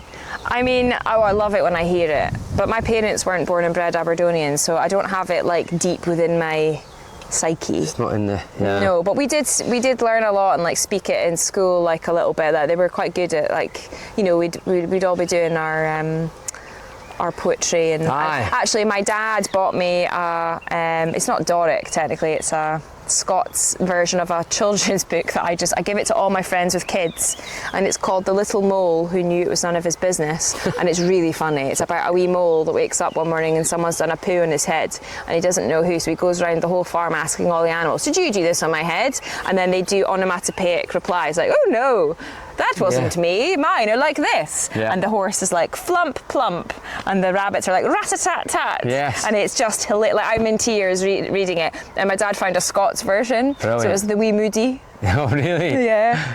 The wee but anyway, I've got it, and I need to maybe I should narrate it on YouTube or something. Idea. Just get back into my culture, you know. Well, yes, we didn't talk about that actually, but you know, you said, you know, there's a lot of actors who, you know, they through their career they do the writing because they want to move into that or they want to do something else. You've not got behind the camera yet. You're not writing. I would like to direct though. Like I was writing was one of my main things in English at school and stuff. I was good at it, but I just don't have the drive to like I do feel like I'm more of the one, I just want to translate what's on a page, you know. I like to sort of go, what have you done here? Oh, okay, I think I can do something with this. And I like that work, and I kind of don't feel like I really want to do anything else. But I think if I was to do anything else, it would be maybe producing and directing or directing. Like I do like to direct. Like sometimes on the odd occasion I've like worked with younger, you know, like talented kids that are like, you know, at drama school or whatever, or you know, asking for a bit of help with their auditions and things. And I really do enjoy working with someone who's got real potential and like is good at what they do. Like I enjoy that, and I do like directing. So, and actually I find myself when I'm watching anything now, I'm like going, how would I do this? And I do think I sort of it's now starting to itch, you know. And I'm like, it's one of those things you just have to sort of doggy carrying on. Going on over there. Yeah, I do think it's something that I inevitably need to try and get on with. You know, even if it's like a short film or something. Are there any young up and coming actors that you've worked with, kids even, that you've seen them and gone, Christ, they're good. Like these are going to be this. Hunter Schafer is astonishing. She's just got it. She's stunning. Like she's got something that you can't really. I don't know, it's the thing. She's got the thing. The camera loves her. The camera loves her, and she's just a natural. She really is, and I suspect she'll just go on to do incredible work. I think she'll work forever. I think she's really, really special, and she's really nice as well. Yeah. Well, then it's great for you to be able to be part of her kind of journey up. So then she's kind of is already, but I mean, she did kind of come from what was that show? The one that Zendaya and all of that were in, and Sydney Sweeney, they all became kind of famous from that role. Yeah. I don't know about this Sydney Sweeney lassie. I actually haven't seen anything she's in, but she gets a lot of press. I think I know why. But is she any good though? Why? I think it's because she's got massive breasts. She's got big breasts. She's very beautiful. She's sort of like, they've sort of decided she's the sex symbol of that industry. I think. Who was it before then? Who was the big? I think Megan Fox was one once. Fox was one, yeah. There's always one that has to be hypersexual, and I feel like she's that now. Yeah, she's got that, and she's got that sort of. I wear blue jeans. I'm an all-American girl. She's not like trying to be. She's not like a. And she supports Trump. Yeah, she's got. Well, I mean, that's the thing. I mean, that's probably the thing at the moment is that, you know, she's a Christian or she's a socially conservative. Therefore, you know, it's a different angle, and she's almost like a punk of the time, right? I mean, like when everyone's so right on with their viewpoints and things, and there's a girl who's going, I don't really care about that stuff, I just want to do this, or, you know, it's like there's a lot of press about this at the moment, about certain people who come out in support of or who say that they are, and I wouldn't blame the individual for that. I would say that that's actually, it's a product of the fact that maybe the thing hasn't worked. Yeah, exactly. I think it's unfair to just say. But also, it's like, I find it irritating that as a public figure you have to have a. Oh, you got told off for biting her there. You nipped her leg by a shouldn't nip, LB. You got to learn. That whole thing is completely okay. You mustn't do that. Simon would tell me so. You mustn't do that. Well, have we got any good Scottish actors or Scottish people that are like really good? except for Amy Lennox. Alan Cummings. You might be the. I mean, there might be another A. Lennox from Aberdeen that's quite famous. I don't know what she's been up to though. I can't remember what happened. A. Lennox. Yeah, another female. Oh, Annie. Aye. Oh yeah. I don't know what happened to her again. She had a good song, way back, but I think she just faded into obscurity. Yeah, I mean, yeah, she is from Aberdeen. I get a lot. I get asked if I'm related or she's my mum, and I made a joke about it I sort of created a wee cabaret that I did last Christmas abroad, and I sort of had a whole section in the show about Annie Lennox is not my mum. Because I was doing an interview, I was doing some press, it was like an early morning breakfast radio interview, and I rocked up kind of half asleep, and they instantly started talking about my mum, and I was sat there really perplexed and confused. Because I was like, why are they so interested in Wendy? My mum's called Wendy, obviously. Hi, Wendy. And I was thinking, is it like, have I missed, like, is it a special, is it like a certain day it's not Mother's Day, I'm sat there trying to work out what's going on, and then suddenly the penny drops and I realise, and I'm on live radio, and I go, sorry, you think Annie Lennox is my mum? And the two of them just go, and then the producers behind the glass, pure flapping, and I'm just like, guys, come on. Like, you could have done your homework in 2 seconds. Like, just literally Google it and you'll see that she doesn't have a daughter called Amy Lennox. So they just had presumed, and then just thought I was, and that was it. And then, so we'd spent all this time talking rubbish because they were asking me questions about, but weird, mundane, like, does your mum like doing the shopping? And I'm going, why I'm so confused. She goes down to Aldi, she gets the meat in the veg for Aldi, then she goes to the and obviously in a million Tesco's. years I didn't even consider that that's what they were doing, because I thought surely you'd have done your homework. What station was this? Oh, I can't remember, Virgin or something. Heart or something. Something. But I just thought, you cancel plebs. them. Anyway, I was about to leave, and then they were like, oh, Amy, since we've been chatting about your mum, like, tell us about your mum. Like, what does she do? And I was like, oh, my mum's called Wendy, and she's a solicitor, and she can't sing, as far as I'm aware. I think I heard her sing once in my life, and she's not a big drinker, and she drank a bottle of wine, and I'd got quite drunk, which is honestly like the only time I've ever seen her drunk. And I came home and she was singing, she was sat on the floor leaning up against one of the cupboards in the kitchen singing Careless Whisper, George Michael. Nice. Which was very bizarre. She can't sing. But yes, but when I wrote the show, like was like writing that little section, I was filming Only Child, the comedy show that I did. Oh, we've not spoken about that. With Gregor Fisher. Oh, Ramsey Nesbitt. Yeah, that's the other TV show that where's my dog? Albie! Clemmy, what have you done with him? Albie, come back! She's buried him. Oh shit. He's gone round, I think. They were chasing each other. He's coming that way. Albie! And she... What's he like to work with? Oh, he's lovely. He's really, really nice and very brilliant. He knows, he's just an old pro. He's brilliant. Yeah, he's a total pro, isn't he? And Greg McHugh's a good pal of mine now, who's my sort of will they, won't they romance thing in the show. He's sort of like, we grew up together, and he really fancies me, and I find him charming in a sort of strange, awkward way, because he just makes a pillock of himself every time I'm there. And then series 2 becomes a bit more like, I have hello! Comedy actor Kevin Bishop's my boyfriend in it. And then, I know Kevin Bishop. Yeah, Kevin's funny. He's hilarious. So we did that last year, and it just came out earlier this year, and then we're waiting to see if we get a series 3. We're waiting to see if the 80 million BBC cut's gonna let us have our third series. I would like to think that, because it got really good ratings, and obviously it's already been established, so it'd be sad if they didn't let it finish, but who knows. They saved some money on Lineker's wages, right? So that should be able to get you commissioned for another series. 80 million, ouchie. Yeah, that's a lot, isn't it? I know. But there must be a lot of waste though as well in spending. All that. I know that the expenses are super tight nowadays, and you can tell because even the people in the news and stuff, they're wearing their own kit, they're wearing their own clobber. Especially the weather guys. I find it really odd that they actually let them wear some of this kit that they wear. I'm just like, you'd be like, Thomas Schaffernaker, come on. What are you wearing? Schaffernaker, fucking sort it out, pal, will you? I don't even know the names of these. Oh, I love it. I just love it. I like news. I told you this before.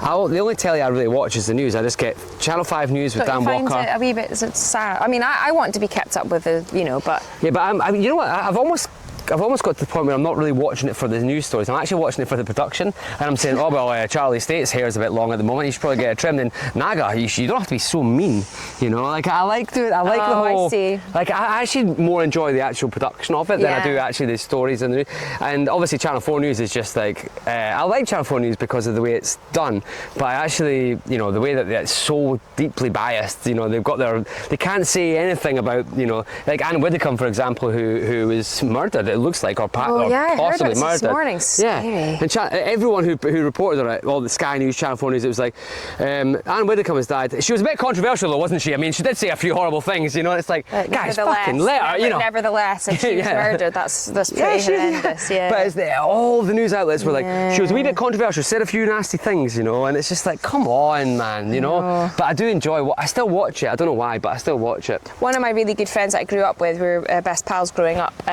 She's a presenter on Newsround, a journalist presenter on Newsround. That's the teenage youth one, news. And it was lovely because when we were growing up together, we did Amdram together and all the we went to different schools, but we met through all our drama.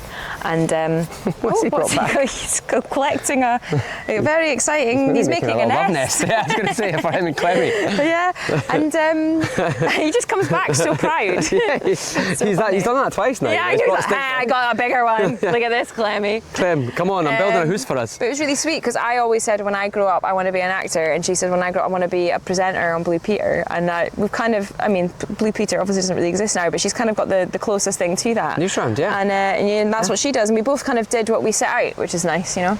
Do you know something? I think Blue Peter has still got an absolute right to play it in this business. I don't understand why it's not still on.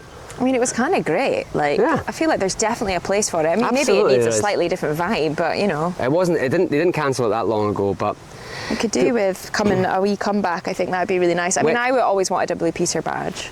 You know, that would have been really cool.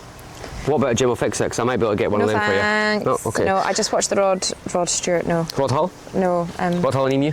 No, thingy. Remember him? Yes.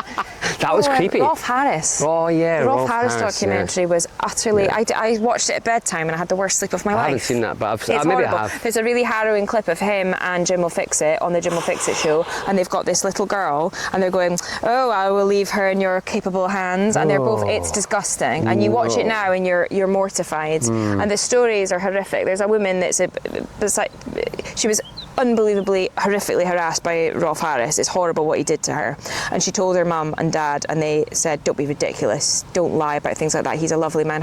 He's hiding behind these videos for sexual abuse charities, like teaching children how to say no to, pedos." Oh man! And he's hiding behind it, and it was really, really unnerving. Anyway. Look at this. Yeah, dreadful. We don't want to end on that. Let's not end on Rolf Harris. This bit will just go into the first part of the jokes. I usually start on a joke and then just end on a. I'll probably just end when you won the game. Don't worry about it. We won't do that. Oh yeah, because that's the thing. You can chop and change. I'm allowed to. Yeah, I can do that. Yeah. Exactly. Only the really eagle-eyed will say, "Hang on, the sun was actually over there at the time, so that was before." Surely. Yeah, exactly. You didn't start with the Rolf Harris stuff, did you? No, God. Yeah. Well, I spoke to someone. I told you that I met a lassie who works for the BBC night before last, and I did remark to her that I felt that there was probably another one of those operating within the television centre, and she said there definitely is. Well, I think there's. I'm not going to tell you who it is, though. I think there's a danger in that world of just power, that there's lots of people that could possibly, like the Russell Brands, I think there's loads of them, and they don't have anyone tell them no when they start behaving like that. They have no one to go, cut it out, you're fired. They just let them because they have the power and the money, and they're the ones. If you're execing on something and it's you, and how do you tell them, because then you're going to lose loads of money firing that person, or all of that stuff, that they just kind of turn a blind eye. Like, I've got a friend who was treated really badly by a co-star who was quite homophobic, actually, and I won't say who it is, but it was just what he described was abhorrent behaviour and absolutely unacceptable. But because he was the star and the number one on the list, nothing was done about it, and they just let it happen. And you go, well, you've just created a monster, because now he thinks he can treat anyone like that forever now. And that's sad, because actually no one should be above anything. Like, I think when you're the number one on a cast list, Well, if you anything, have that's a when responsibility. then you need to be above, beyond reproach. You know, yeah, you need, you should be setting an example because Exactly. it trickles down and Yeah. it's just kind of toxic and horrible. So yeah, I always I have to say, like, you remember the people above you that treated you with respect, and you think, well, I want to be like that. I don't want to be. No, you don't want to be Greg Wallace. No. Oh. Remember he came out and blamed his autism or something. God. Everyone's got something to blame. So there's this, and we'll do this. We'll maybe clip this one in because it'll be quite funny. But because you can do accents, and I know you can do the Scottish one. But there's this sort of viral thing. I don't know if it's viral, but I've seen a few videos where it's like they've got a certain line to say, and they get a bunch of accents to do it in. And it's, Oh, yeah. Have you seen it? It's called. They go, "Pack your things, you're fired." You heard that one? No. And so there's some people who do accents, and they go, "Pack your things, you're fired," right? And Is that your South African? No, I thought it was actually Aberdonian. Yeah, South African, yeah, right. So you've got to do them in a bunch of accents. So if I challenged you right now, what do you think? If I said to you... try, but I don't we could know. try. Right, I'm going to do something, just let's go for it. Like, let's try. I've got to say, pack your things, you're fired. Pack your things, you're fired, and I'm going to give you the accent. You've got to do it in a... Well, I'm going to go easy on you just for the moment. Do it in your Thelma Louise, your Thelma accent. It's presumably a Southern American. Shit. Sort of... Pack your things, you're fired. Not Pack bad. your things, you're fired. Not bad. Not bad. Pack your things, you're fired. How about doing it in a London accent? South East London. Specific. Woolwich. Yeah, Oh, Woolwich, specifically Woolwich. Yeah, Oh, yeah. Pack your things, you're fired. Yeah, not bad. Not bad, yeah. Pack your things, you're fired. Do it in a Glasgow accent. Oh, Glasgow. It's like Europe's neck of the woods, nasal. Pack your things, you're fired. No, that was shite. That was man. rubbish. Pack your things, you're fired. How do you say fired in a proper Glasgow? Sacked. There's a weird R in like proper. Fired. Fired. I've not got a Glasgow accent anyway, so. Fired. Fired. But when you say it, you would say sacked. Sacked. You've got... Pack your things, you're sacked. No, Your- I'm not very your good. jacket's on a shootly nail. I found Glaswegian one of the You've got your hardest. jaws. I'm better off doing other accents because Well, it's so Dawn, where's Dawn from? East Kilbride originally. Yeah, I thought she was. It was well, see, here's the thing. So about Scottish accents in the telly, in the film, isn't it a bit...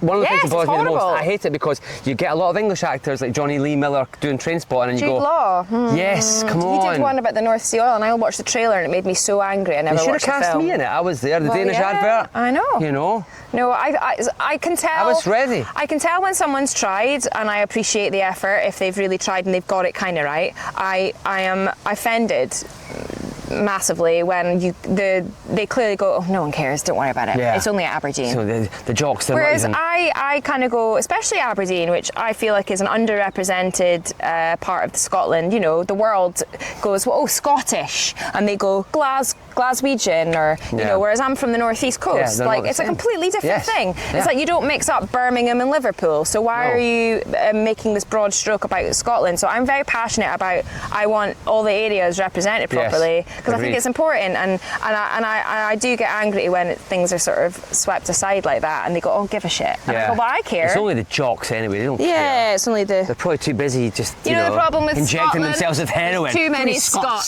Scots. By the way, Patrick McGoohan, he was a great actor. He was a real thesp. He was a real Shakespearean actor.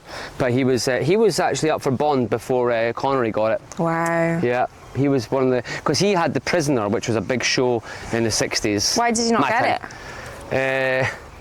They had to give it to a Scot because it was equality stuff, yeah. Mm-hmm. I don't know why. I think it was maybe the Moore. It was actually Roger Moore. Sean it was Connery after Connery. was pretty sexy though. He was pretty damn good. Should we do back your things, you're fired, hen? Pack your things, you're fired. Back your shit, you're fucking pumped.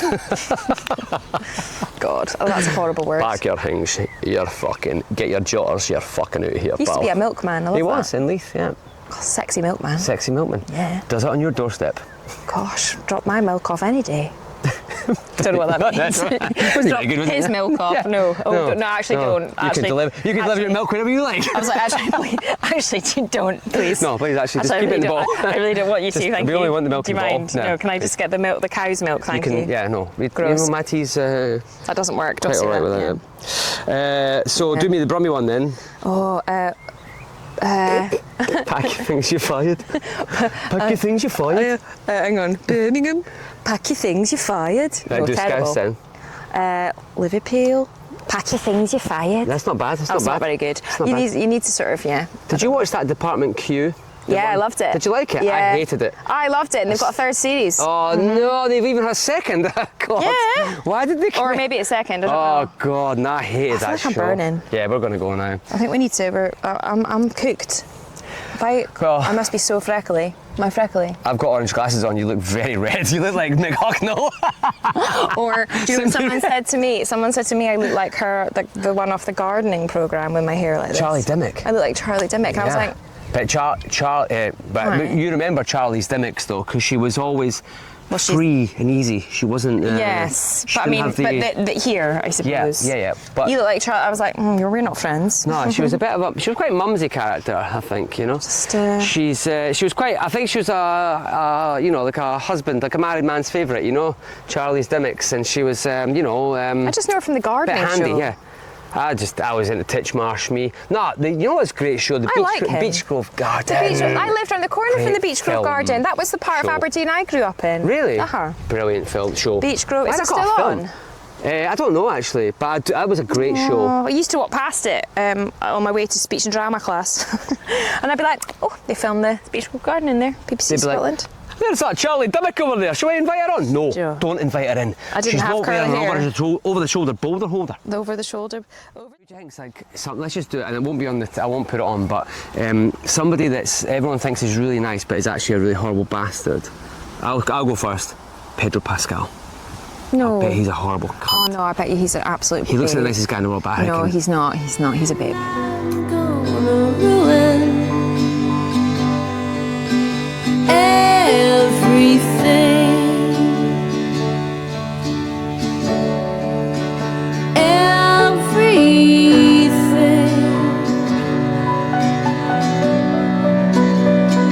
So it's better, my sweet, that we hover like bees, 'cause there's no sure footing.